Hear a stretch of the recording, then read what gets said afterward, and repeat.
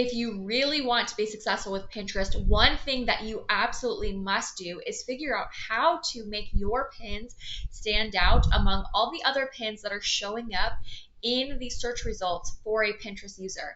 And that's why on today's video, we are talking about the 5 different Pinterest formats that I think you should include when you are coming up with your Pinterest content, when you are designing, to help you to increase the variety of your pins and also to stand out against the crowd.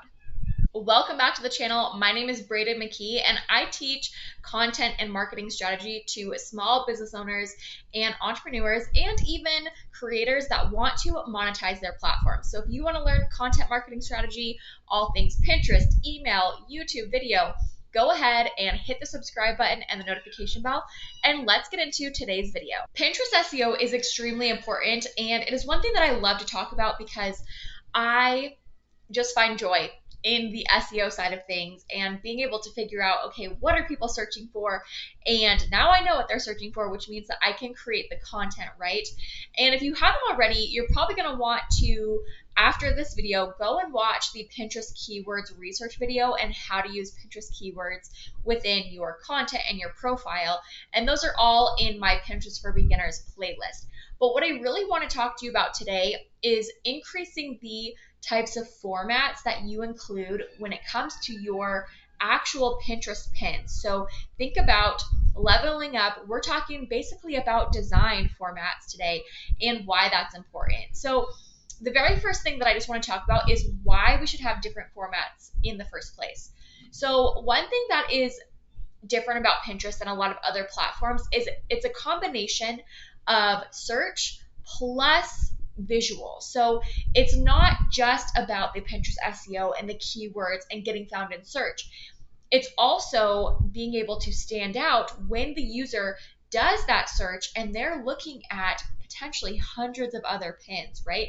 And so yes, while we want to rank in the top of those search results by having excellent Pinterest SEO and keywords and optimizing our account and our content, we also want to be able to stop the user from scrolling when they get to those search results, or when they're even just searching on their home, like their home Pinterest feed. We want to be able to stop them in the scroll, much like other, social media platforms, and get them to click onto our pin and then through to the link that we are driving the traffic to.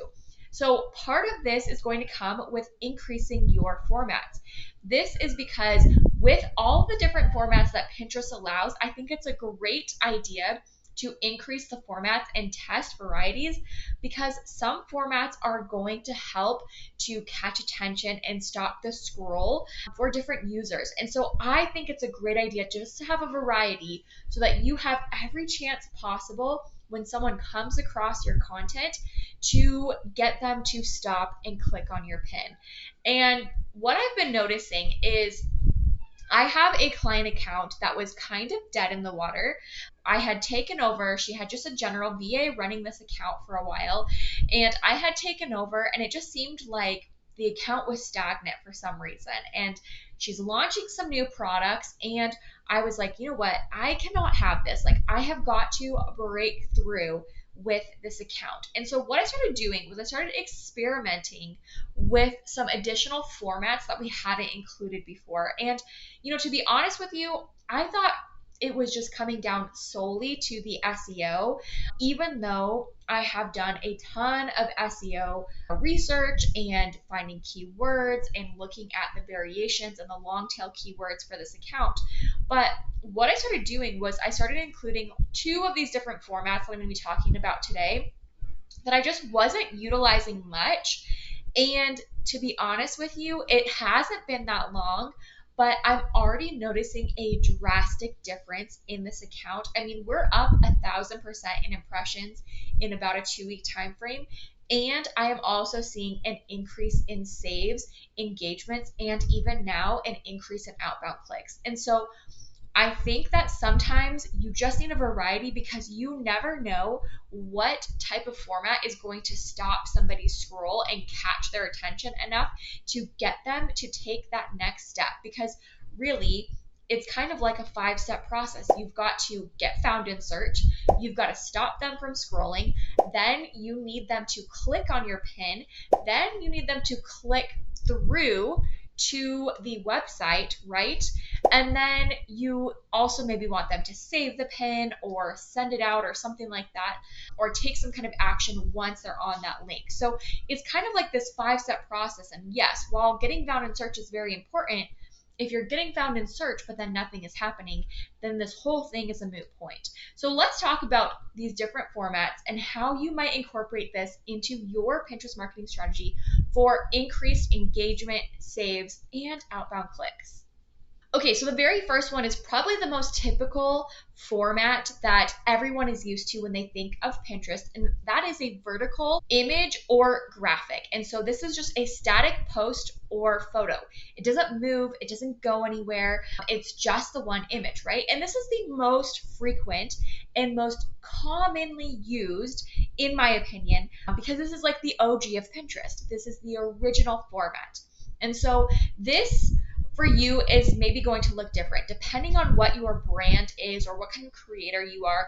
You may have just photos, you may have just image or just graphics, or you may have a combination. Now, the one thing that I will say is that I do not prefer to use just photos for most brands unless that is like a photography brand or even a product.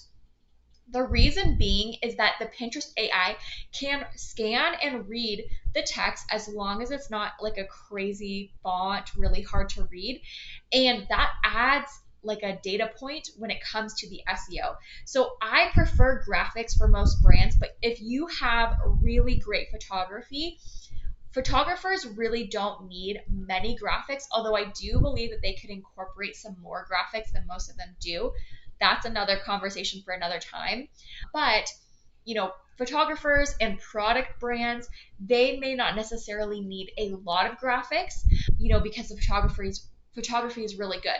But if your brand isn't centered around photography, or you don't have all of those professional photos of new products all the time, then incorporating static graphics is the first format that you should include.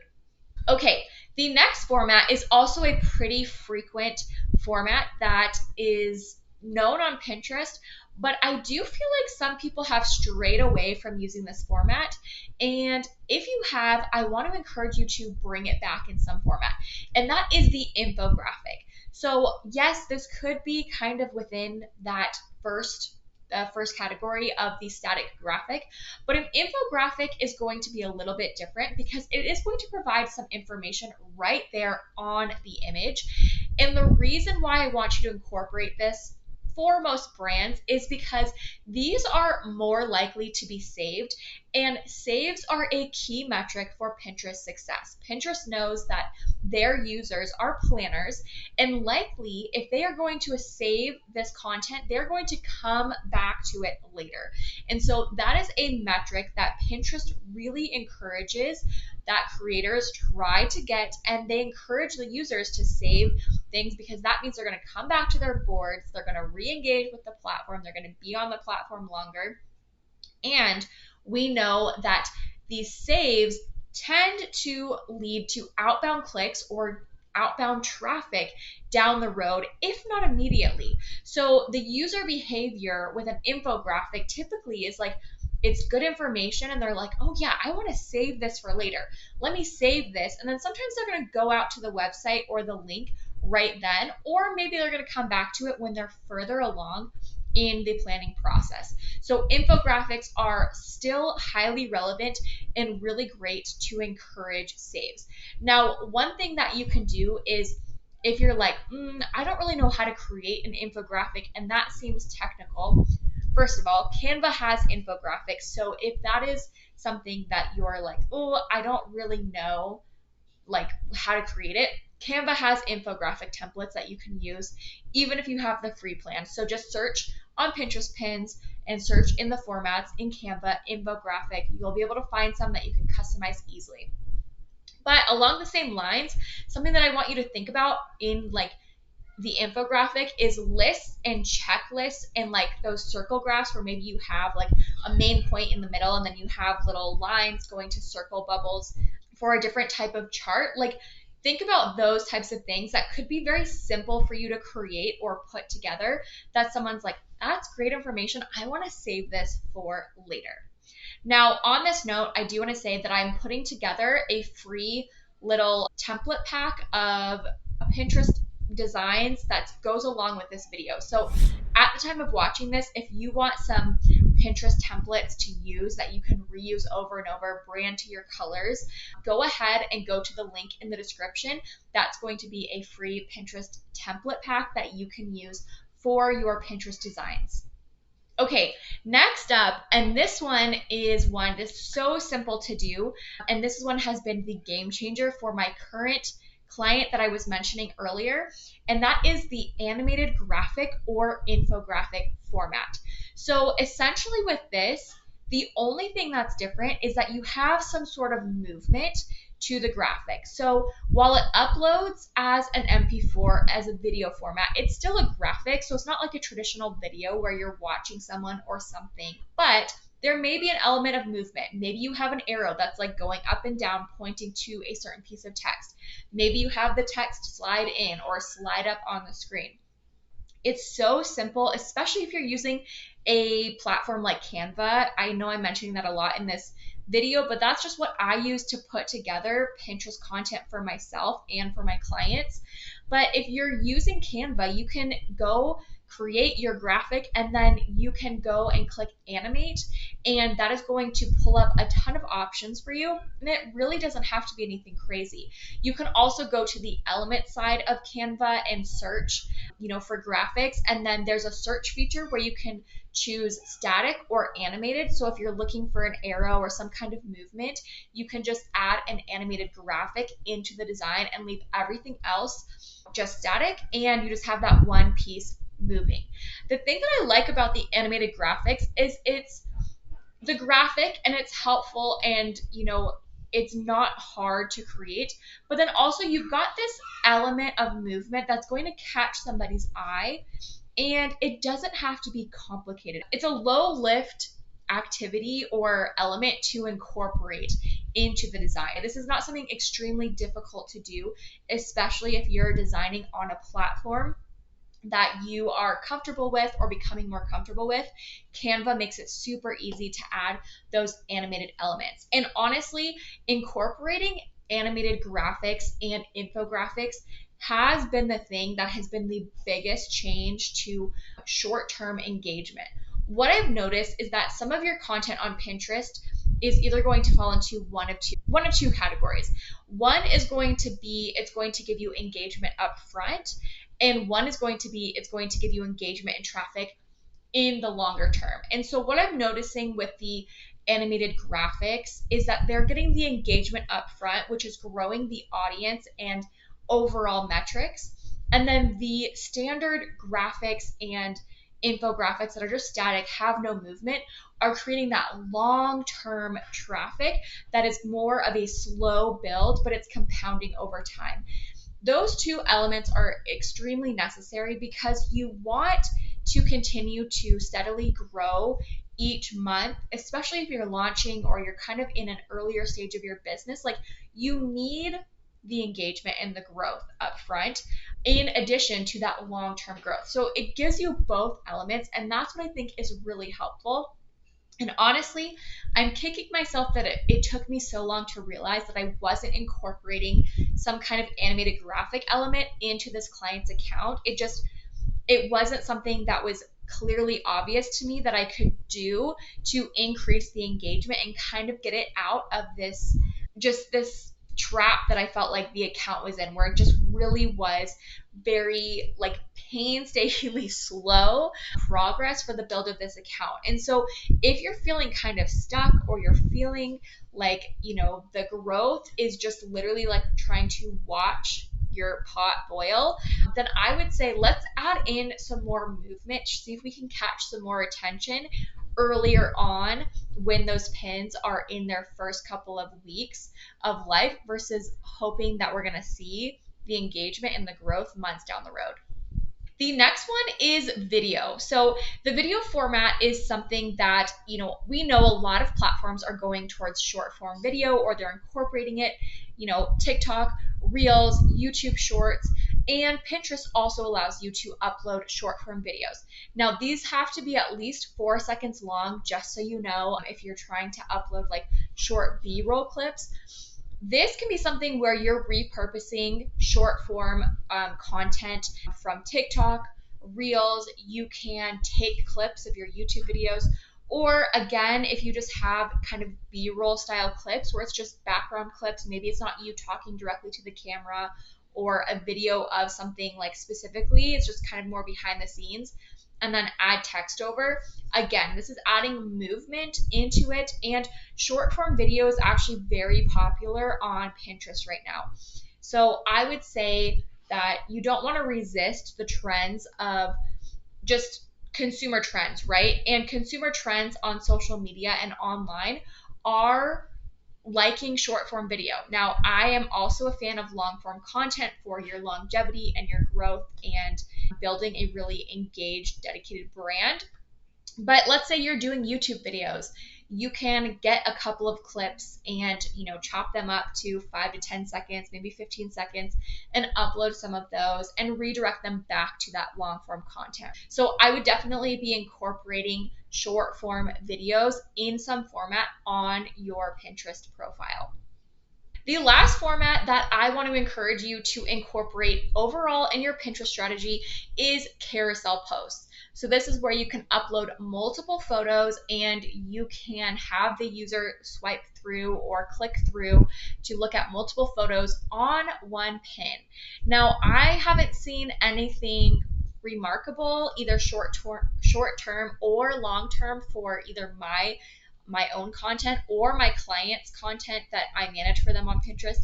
But it is a format that is available. So I think that it's a good idea, even if you're not focusing on that one heavily, to incorporate some carousel posts into your Pinterest content strategy. Now, if you're heavy on Instagram and you have carousel posts there, this is a great way where I believe that you could just be repurposing your carousel posts from Instagram directly over to Pinterest. Of course, you're going to want to put a keyword-rich title and a keyword-rich description, and then either link it back to something highly relevant on your website or a lead magnet of some sort, or again, with being able to claim your Instagram account, you can link it directly back to that Instagram carousel and hopefully get some more engagement there with the social side of your strategy. The goal with encouraging you to use all 5 of these different formats is really just so that you have a variety and so that it gives the user more opportunity to find content that they are attracted to. Because if they're attracted to it, it catches their eye, then they are more likely to click on it, save it, and go out to your websites that are linked on each of those Pinterest pins. And we want to have different formats for different people that have different styles. While I may be attracted to a short form video, somebody else may be more attracted to an infographic. You have to think that there's different buyer types and consumer types in what they're going to be interested in, what they're going to feel is appealing to them, and also what they are more likely to engage with.